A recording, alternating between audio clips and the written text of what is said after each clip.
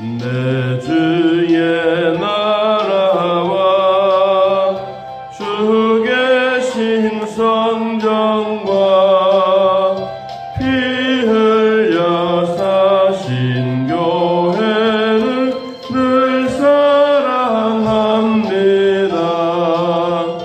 내 주의 교회는 전성과 같아서 눈동자같이 아끼사 늘 하시네.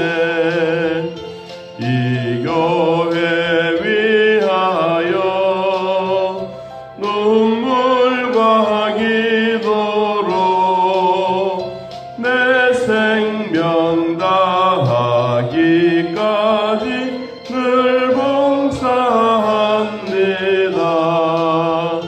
성도의 교제와 교회의 위로와 구주와 맺은 언약을 늘 기뻐합니다. 하늘의 영광과 베푸신 은혜가 진리와 함께 영원히 시온에 넘치네. 아멘. 너희는 만민이 기도하는 집에 짐승을 가져다가 제사하는 이런 모습을 보시고 예수님이 화내셨다라고 하는 장면이 오늘 본문에 기록되어져 있습니다. 왜 예수님은 이 성전에서 비둘기 팔고 그리고 소와 양을 파는 이런 돈 바꾸는 사람들을 보시고 왜 화를 내셨을까 하는 것입니다.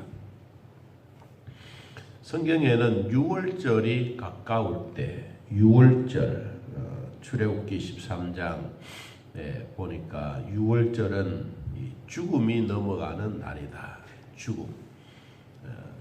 열재앙 가운데, 이 재앙 가운데 여러 가지 상황들이 있었지만 이 유월절 지키는 이 절기는 하나님이 이스라엘 백성들에게 완전히 하나님을 믿고 하나님을 신뢰하고 하나님의 말씀대로 된다라고 하는 이 확신을 심어주는 유월절입니다. 유월절 어린 양의 피를 문설주에 발랐던 그 집은 살고 그렇지 않았던 집은 장자들이 죽었다라고 성경은 말합니다. 그러면 거기서도 하나님이 살려주셨던 백성들에게는 그 하나님의 말씀의 위대함과 하나님의 말씀이 이들에게 심겨준 것은 대단한 것입니다. 야, 하나님의 말씀 우리도 믿고 순종하자. 그러면 죽음의 자리에서도 살아나는구나. 이런 확신을 심어주는 절기가 바로 유월절입니다. 자, 이런 절기를 이스라엘 백성들에게는 1년에 2번씩 제사 지내려고 갑니다. 어디에 모이느냐 하면 예루살렘 성전에 모입니다. 그러면 각 지방에서 각 성전으로 모이게 되는 것이죠. 우리로 말하면 서울에 큰 예루살렘 성전이 있다면 이 지방에 있는 사람들이 다 서울로 양이나 소를 몰고 갑니다. 처음에 갈 때는 그래도 토실토실하고 상선하지 않는 이런 짐승들을 몰고 가는데 가다가 강도도 만나고 가다가 뭐 배도 고프고 가다가 상처도 나고 그러니까 출발할 때는 온전한 짐승의 예배가 되겠다라고 생각하고 몰고 가는데 가다가 보니까 그런 일이 자꾸 생기니까 이래서는 안 되겠다. 그래서 성전 한 모퉁이에 이 짐승을 갖다 놓고 돈 주고 사서 거기에 이제 제사를 드리게 되는 것입니다.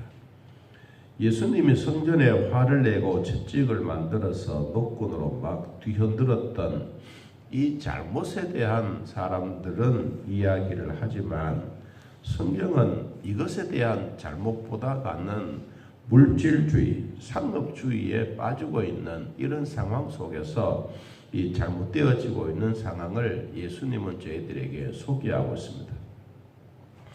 원래 사람들의 처음 시작은 대단하죠.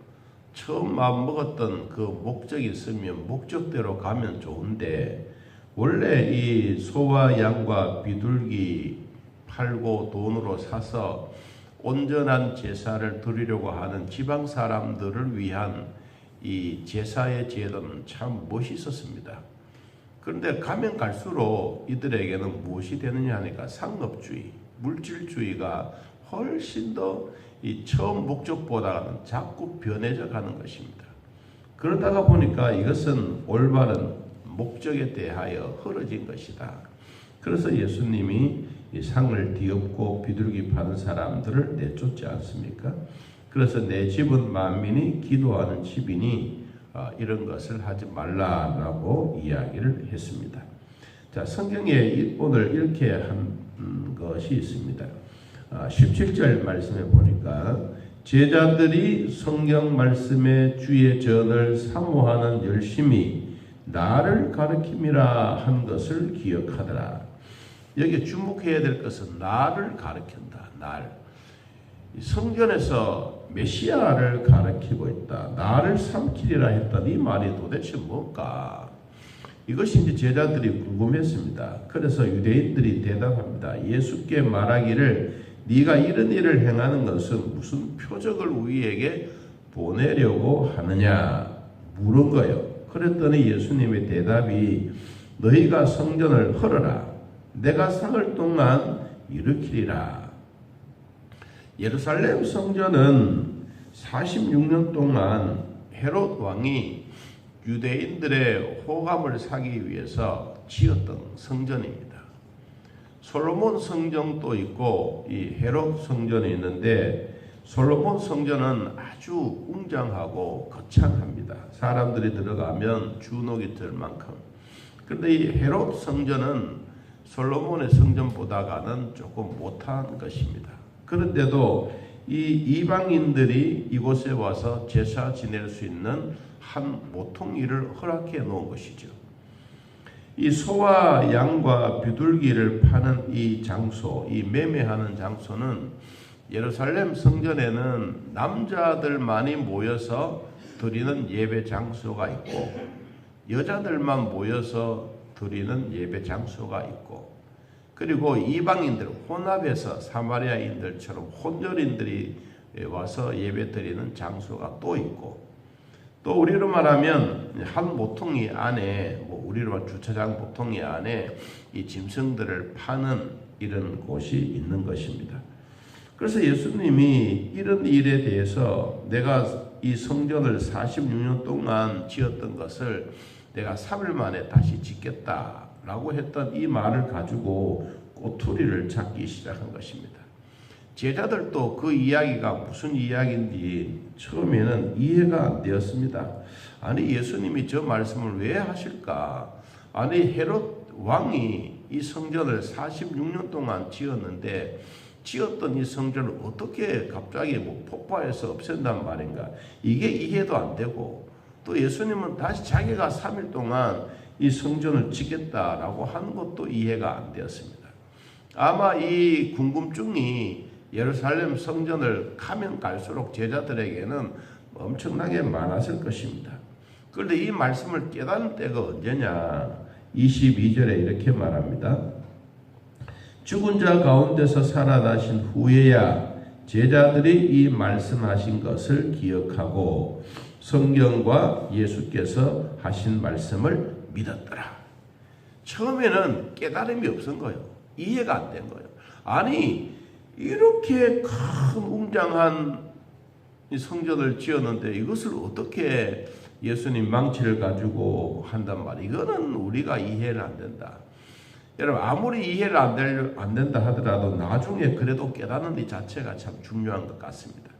자, 오늘 성경 말씀 우리들에게 이런 말씀을 하셨는데 한 두 가지로 우리에게 영적 교훈을 삼는다면 상인들의 폭리나 그리고 부정부패의 원상지가 된 예루살렘 성전이 원래는 하나님 앞에 예배드리고 감사하는 이런 예배의 처소가 되어야 되는데 결국은 소와 양과 비둘기 파는 장소로 변해지면서 상인들의 폭락과 부정부패가 일어나는 이런 성전의 온상지가 된 것입니다.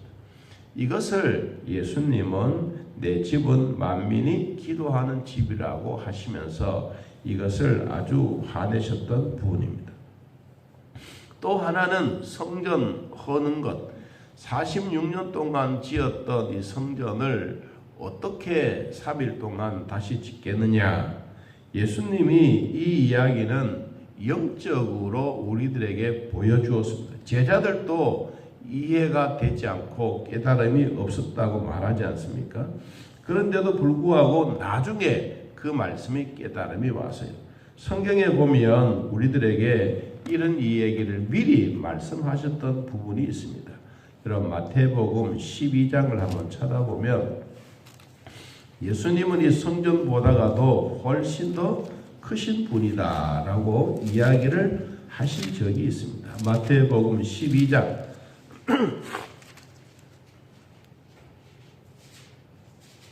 12장 5절 말씀 한번 봅니다. 마태복음 12장 5절. 자, 5절 6절 한번 읽어보겠습니다. 또 안식일에 제사장들이 성전 안에서 안식일을 범하여도 죄가 없음을 너희가 율법에서 읽지 못하였느냐. 내가 너희에게 이르노니 무엇보다 성전보다 더 크신 이가 여기 있느니라. 나는 자비를 원하고 제사를 원하지 아니하노라 하신 뜻을 너희가 알았더라면 무죄한 자를 정죄하지 아니하였으리라. 인자는 안식일의 주인이라 하시니라. 아멘. 이 성전보다 예수님이 훨씬 더 크시다. 그리고 예수님은 히브리서에 보니까 모세보다가도 위대하시고 그리고 율법보다가도 위대하시고 그리고 솔로몬보다가도 더 위대하시고 예수님 자신이 성전보다 더 크신 분이다라고 소개했던 이 자체는 성전 안이 우리 안에 매매하고 부정부패가 일어나는 이것보다가는 강도의 속을 만드는 것보다도 훨씬 더 중요하다. 그래서 하나님이 우리에게 성전 주셨던 이것을 구원에 대한 도구가 되는 것입니다. 우리 몸이 하나님의 성전이라고 한다면 우리의 몸도 얻을 때는 강도의 소굴이 되어 간다면 이것을 헐어버려야 된다. 소굴이 되어진 이 상태 가지고 산다면 결국은 망가질 수밖에 없는 것입니다. 물질주의나 그리고 상업주의가 점점 이 상황이 많아지고 목적이 흐려지게 되면 자동적으로 부패는 일어나게 되는 것입니다. 여러분 오늘날 우리의 몸도 하나님의 성전으로 되어졌습니다. 아니 어떻게 하나님의 성전이냐고 말을 할 수도 있겠지만 우리는 하나님을 모시고 사는 우리의 육체입니다. 그래서 내 몸이 하나님의 성전인 것입니다. 그래서 내 몸대로 마음대로 사는 것이 아니라 그래도 우리는 하나님으로부터 선택받은 백성으로서 내 몸 관리 잘하는 것도 하나님의 주신 은혜. 그리고 내 몸이 건강도 하나님의 주신 은혜. 내 안에 하나님 모시고 사는 우리의 몸이 건강해서 하나님도 기뻐하고 즐거워하는 것. 그리고 우리의 죄악들이 많으면 많을수록 우리의 몸 안에 있는 하나님은 별로 좋아하지 않습니다. 그래서 우리의 죄악들은 자꾸 도망갑니다. 왜 도망갑니까? 성령 하나님이 내 안에서 역사하시기 때문에 그렇습니다. 자, 우리는 강도의 소굴을 보고 예수님이 화를 내셨더라면 오늘날 내 몸의 건강, 내 몸이 거룩해지는 것, 이런 것을 보시고 예수님이 기뻐하신다면 우리는 하나님의 성전을 헐라라고 예수님이 말씀하셨더라면 우리 마음에 있는 성전을 헐어서 여러분 예수님이 주셨던 생명의 보혈 속에 우리가 풍덩풍덩 빠져서 우리의 죄악들을 날마다 씻어내고 오늘 또 반짝반짝 빛나는 예수 그리스도의 보석이 되어 하나님 나라 위에서 쓰임받고 하나님께 감사하고 오늘 또 즐거운 하루가 되시기를 예수님의 이름으로 축복합니다. 하나님 아버지, 오늘 또 우리들을 돌봐주셔서 믿음으로 사는 축복 주시니 고맙고 감사합니다. 우리의 한 몸이 하나님의 성전이 되어 주의 말씀 붙잡고 주님과 더불어 살아가는 복이 되게 하시고, 하나님 우리 안에 계신 성령님 죄로 때묻지 않도록 도와주시고 우리의 죄악들을 날마다 씻어주시고 마음속에 있는 예수님의 보배가 매일매일 반짝반짝 빛나는 축복이 있게 하여 주옵소서. 하나님 씻어주실 때마다 우리의 몸이 상처가 나고 우리의 고름이 나고 우리의 아픔이 있다 할지라도 주님 강도의 소굴이 되지 않고 만민의 기도하는 장소인 내 몸이 오늘도 주 안에서 건강하고 진리의 말씀대로 살아가는 복이 있게 하여 주옵소서. 우리 아버지 또 하루 일과 시작합니다. 주께서 도와주사 복되게 하시고 성령 안에 살게 하시고 하나님이 주셨던 귀한 축복 누리며 살게 하여 주옵소서. 오늘 또 예배드리는 각자의 심령 위에 우리 하나님 임재해 주시고 믿음의 산 증인들이 되도록 은혜 베풀어 주옵소서. 병원에서 또 먼 거리에서 각 처소에서 또 이 현장에 오셔서 함께 예배드리는 우리 믿음의 성도들 주께서 복을 베풀어 주사 하나님 주시는 믿음의 큰 복 이어가게 하옵소서. 올해 한 해 동안 아픈 자들 없도록 도와주시고 또 병원에 입원하는 자들이 없도록 도와주시고 지금 또 입원 중에 치료에 하고 있는 자들 하루속히 퇴원하여 건강 회복되는 은혜가 있게 하여 주옵소서. 우리 영적으로 주 안에 사는 큰 복을 받으며 살아가는 삶이 될 줄로 믿습니다. 예수님의 이름으로 기도하옵나이다. 아멘. 하늘에 계신 우리 아버지여, 이름이 거룩히 여김을 받으시오며 나라의 마음이시며 뜻이 하늘에서 이루어진 것 같이 땅에서도 이루어지이다. 오늘날 우리에게 일용할 양식을 주옵시고 우리가 우리에게 죄진 자를 사하여 준 것 같이 우리 죄를 사하여 주옵시고 우리를 시험에 들게 하지 마옵시고 다음 악에서 구하옵소서. 내 나라와 권세와 영광의 아버지께 영원히 있사옵나이다. 아멘. 자, 이렇게 기도드리겠습니다.